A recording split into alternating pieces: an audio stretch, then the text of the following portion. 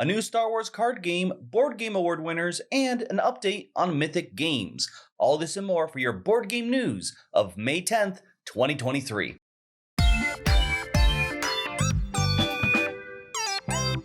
Let's start off with an update with Siege 6 and Mythic Games. Last week, I talked about how Mythic Games asked backers for Siege 6 for an additional contribution. If you want to know more, please watch that video. But before you go, two updates, one major one, a correction on my part.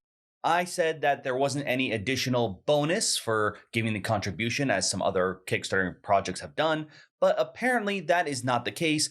Multiple commenters have brought up there will be a Mac pack in addition should you choose to contribute. So that is a correction on my part, my apologies.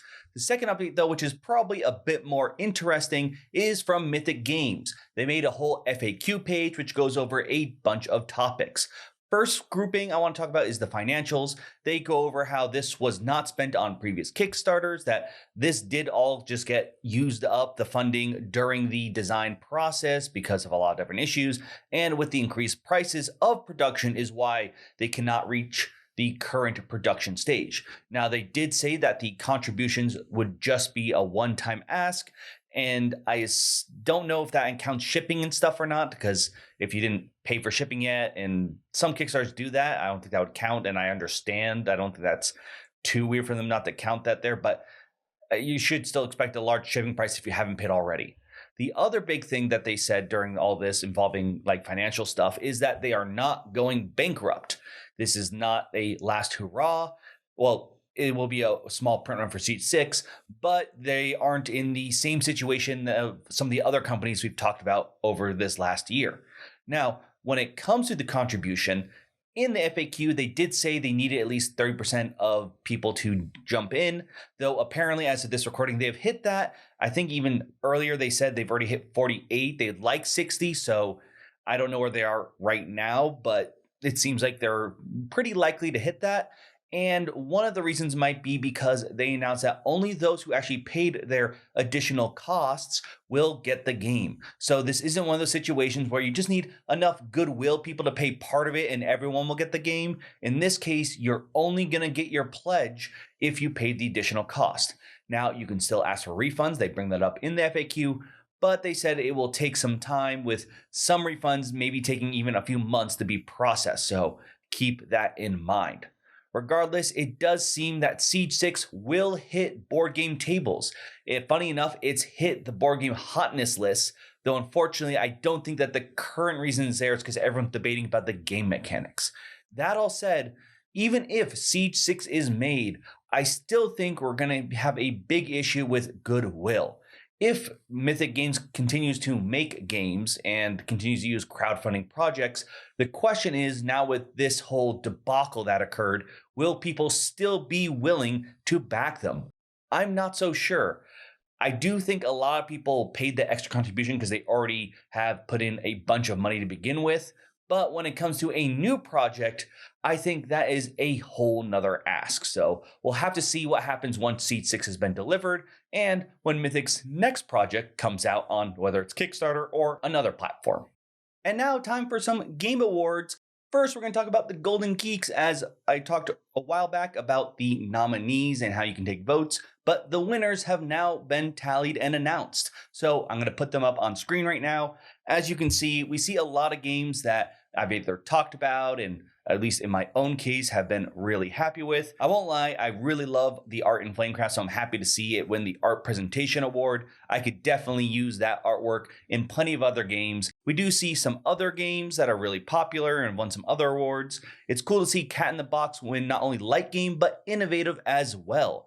I did think it was a really amazing take on trick taking, so to see it do well in 2 awards is something I think it fairly deserves. But it's not the only game to win 2 awards. Another one of the Game of the Years for a size, and this time it's the medium, was Heat, which also won Best Theme Game or Thematic Game. So this is one that I saw briefly at Gen Con but didn't get to play, and obviously this is one of those signs of like, Will, You screwed up. You should have played that one. So hopefully I'll get a better chance to either pick it up or play it at this year's Gen Con. Finally, another big one I want to mention is Carnegie as the heavy game of the year. Once again, getting another award and pushing even more so the fact that I should actually learn to play this game. But congrats to all the games that won here, including as well as This Game is Broken for winning Best Board Game Podcast, a comedy podcast that features some very prominent board game content creators. So definitely give them a listen while you're trying to learn some of these games.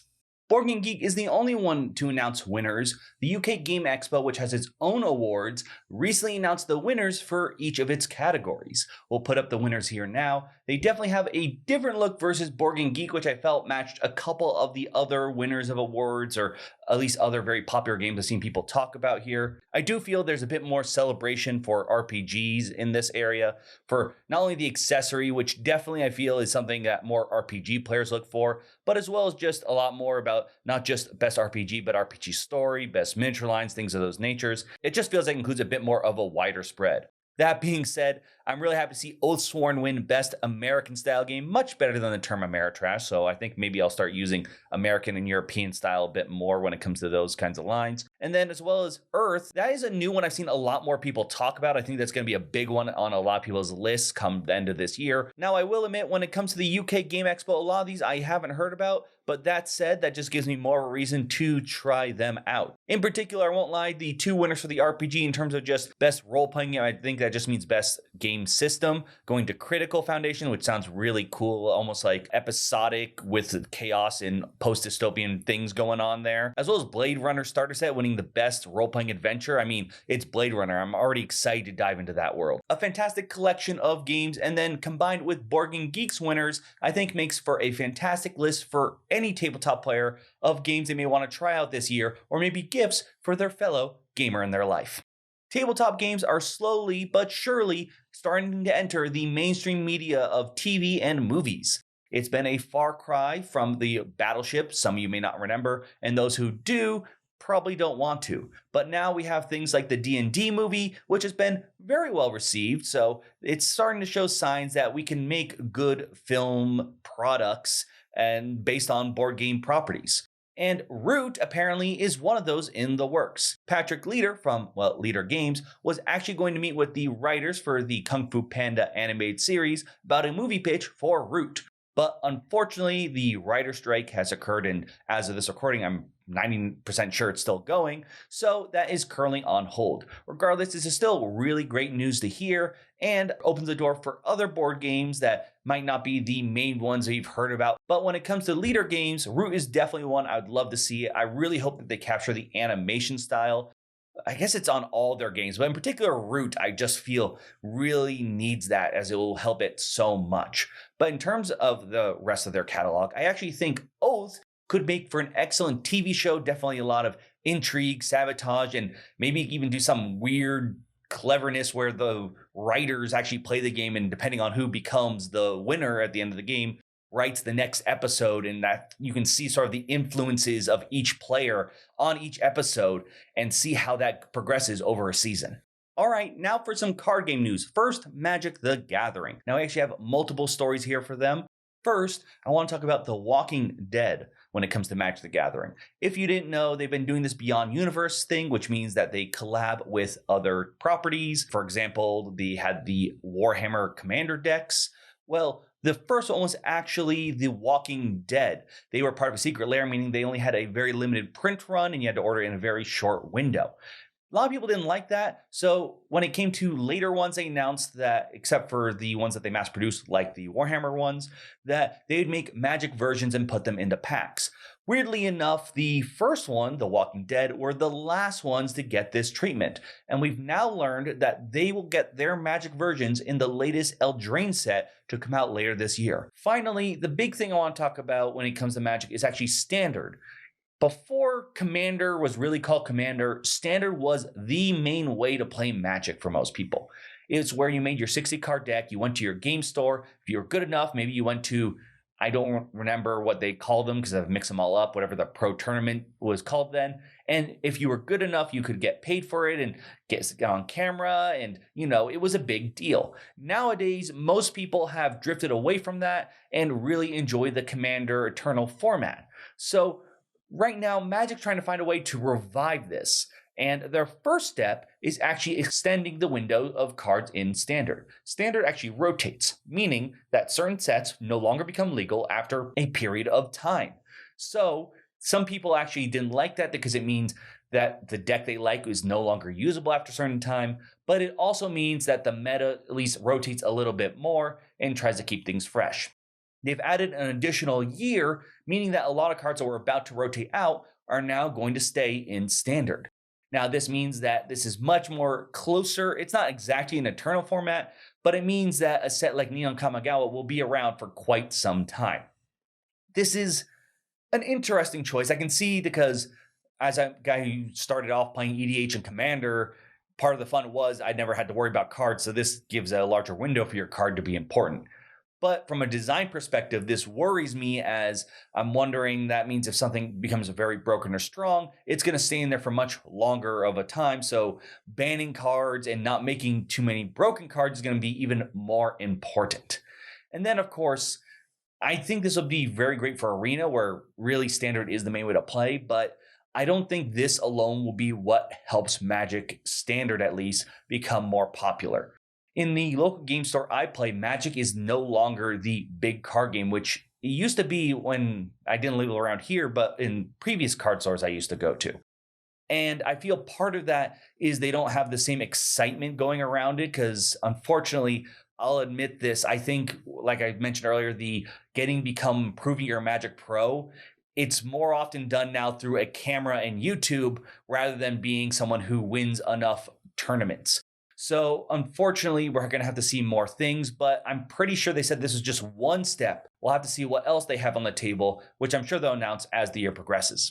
Now, Magic the Gathering has been one of the oldest tried and true card games, but there have been a lot of competitors released recently over just the last few years.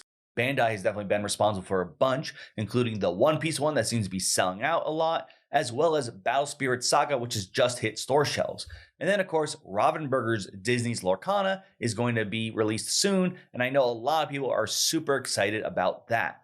Well, Fantasy Flight has decided to throw their hat into the ring, and they're bringing along the Star Wars property. They announced a new TCG, not a deck builder, not an LCG, for Star Wars titled Star Wars Unlimited. This Star Wars card game, obviously will feature Star Wars characters, is planned to be released next year. We don't know much else about that, besides that they're planning to release about 3 sets a year, and that the first set, which I assume will be generally the standard size for the rest, will be about 200 cards. Now, they said that a pro-organized format will be released day one with the game. That is no big surprise. I think Fantasy Flight is not new when it comes to organized play. Obviously, this is one we're going to have to keep an eye on, though I do imagine that some Disney Lorcana fans are probably disappointed because they were maybe hoping that Marvel and Star Wars may make an appearance in Disney's Lorcana, but this seems to be a pretty good sign. Well, obviously Star Wars is not, but I have a feeling that if you want Marvel, you're going to have to head back over to Marvel Versus for a card game. But there's still plenty for Disney Lorcana characters to use, so I don't think it's the greatest loss. So let me know if you're excited for the Star Wars one. Are you sticking with Disney's Lorcana, or maybe some of the other new card games that have already come out, mostly from Bandai? If those are the ones that you're picking up and playing, let me know in the comments down below. But now, onto game announcements. First, we're sticking with Star Wars with a new Star Wars Villainous expansion. This one is featuring Boba Fett, so I guess we're still considering him a villain. Then we've got a new game from Lucky Duck called Godgrave. This is actually going to be app-driven, so definitely one that's going to be very polarizing to some people. Psylocke will be joining Marvel Champions in her own hero pack. And then finally, Munchkin has a new expansion adding a new class, giving you Druids. So for all those who thought they had it safe when fighting a potted plant, probably the Druids are going to make your day miserable. But that is everything we have for this week. Let me know your thoughts on these news stories. Do you think Mythic is handling things much better now with their FAQ, or are you still a little bit worried? Are you excited about any of this card game information? And of course, when it comes to those awards, are those games that you've played and you agree with, or do you think that there's a different game that should have won that award? I'd like to hear your thoughts in the comments down below. Thank you so much for watching, but I'm Will, and this has been the News Roundup.